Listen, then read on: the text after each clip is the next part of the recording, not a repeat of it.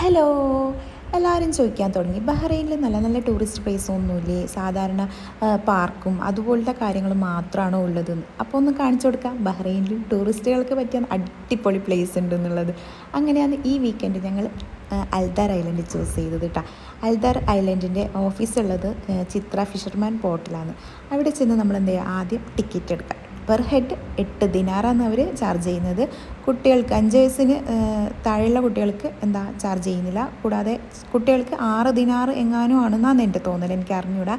ടിക്കറ്റൊക്കെ എടുത്തു കഴിഞ്ഞാൽ പിന്നെ നമ്മുടെ ട്രാവലിംഗ് ഒക്കെ അവർ ഏറ്റെടുത്തോളും. ശരിക്കും ആദ്യം ഒരു വാന് വരുമ്പോൾ ഞാൻ ചോദിച്ചു കുറച്ച് ദൂരെ യാത്ര ഉണ്ടാവും, അപ്പോൾ വീഡിയോ ഒക്കെ എടുക്കാൻ വേണ്ടിയിട്ട് സെറ്റ് ചെയ്തേ ഉള്ളൂ.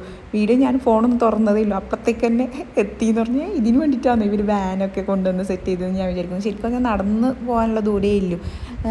ഒരു ബോട്ട് സർവീസ് വഴിയാണ് ഞങ്ങളെ ഐലാൻഡിലേക്ക് എത്തിക്കുന്നത്. പക്ഷേ ബോട്ട് സർവീസ് 10 മിനിറ്റ് ഉണ്ട് കേട്ടോ. അടിപൊളിയാണ്. ബോട്ട് സർവീസ് മീൻസ് ഞാൻ ട്രാവലാണ് ഉദ്ദേശിച്ചത്.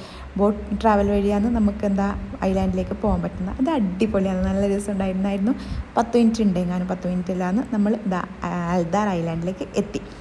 ഐലാൻഡിനെ കുറിച്ച് എന്താ പറയുക, അടിപൊളിയാണ് കേട്ടോ. നല്ല വൈബുള്ള പ്ലേസാണ്. ഒരുപാട് വിദേശികളുണ്ട് കേട്ടോ. നല്ല നല്ല ബ്യൂട്ടിഫുൾ ആയിട്ടുള്ള കണ്ണിന് കുളിർമയേകുന്ന കാഴ്ചകളൊക്കെ കാണാൻ പറ്റും നമുക്കിവിടെ.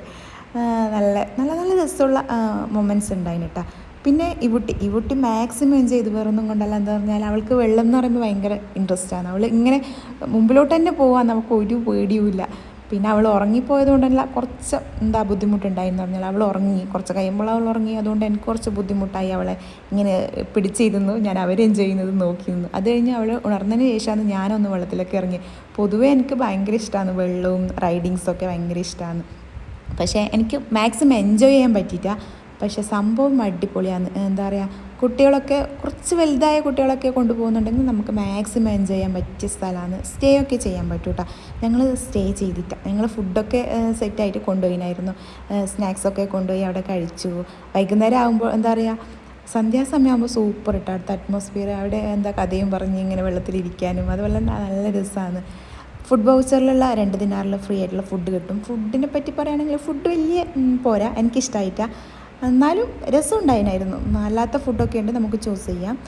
അവിടെ കിട്ടുന്ന ഫുഡ് അത്ര പോരാ, എന്നാലും ഡേ അടിപൊളിയാണ്.